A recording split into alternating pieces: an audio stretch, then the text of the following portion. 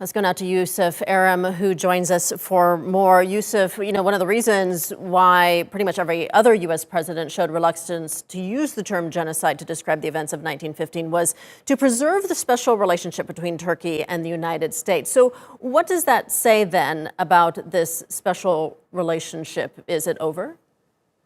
Well, I think it's much beyond preserving the special relationship between Turkey and the United States. I think that previous presidents saw that there was not evidence pointing to any type of genocide, and that due to the relocation of the Armenian minority resulting from an armed rebellion launched by them, wartime conditions, limited resources of the region, intercommunal violence was one of the main triggers and reasons why so many Armenians died, just like 2.5 million Ottoman Muslims died between 1912 and 1922. So obviously the conditions of the time were very, very poor. Relocation was the common implemented national security measure against domestic threats. And it was an unfortunate and tragic event that happened. And Turkey recognizes that this was a tragedy that happened. But to say that Turkey took part, or the Ottomans took part in any type of systematic elimination of its Armenian minorities, far beyond the truth. I mean, there's an 800-year history between the Ottomans and the Armenians. They were the favored people, the favored minority in the empire, called Milleti Sadıka, which translates into the loyal people. So even throughout history, you see that Armenians have held some of the highest offices in the Ottoman Empire. They've been treated fairly, had all the same rights. Now, when we get to Joe Biden, before Biden got elected, we've seen comments geared towards the Turkish president, geared towards Turkey, stating that he was planning on taking a very tough stance against Turkey, and that he did not enjoy or like Turkey's politics in the region. So the Turks expected some type of pushback coming from Biden. But again, to call this a genocide, a very, very cheap use of a political tool, not only against Turkey from a foreign policy perspective, but also from a domestic politics consumption perspective, to appease Armenian voters, appease Armenian donors to his campaign. This is very cheap politics.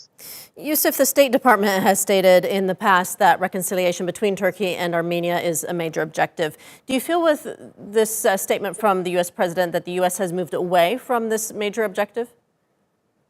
I think rhetorically, the U.S. would like to see Turkey and Armenia reconcile. But when we look at the steps that they're taking, especially as today recognizing this as the 1915 events as a genocide, that's definitely not helping.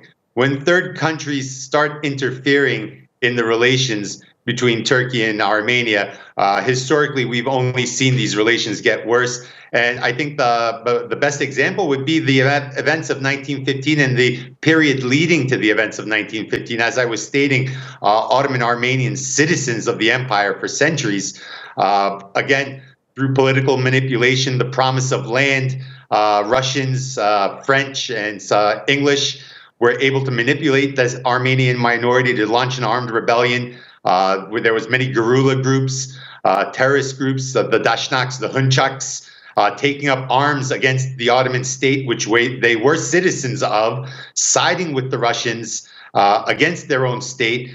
And again, this triggered domestic. This was a domestic threat and needed national security measures implemented. So historically, we see when third countries get involved in the diplomacy between Turkey and Armenia, that has always gotten worse. So the best thing third countries can do is stay out of the matter, let Erdogan speak with his Armenian counterpart, let Turkish institutions speak with Armenian institutions.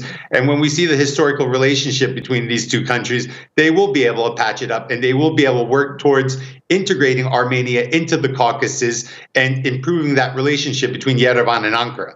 All right, Yusuf Erim in Istanbul.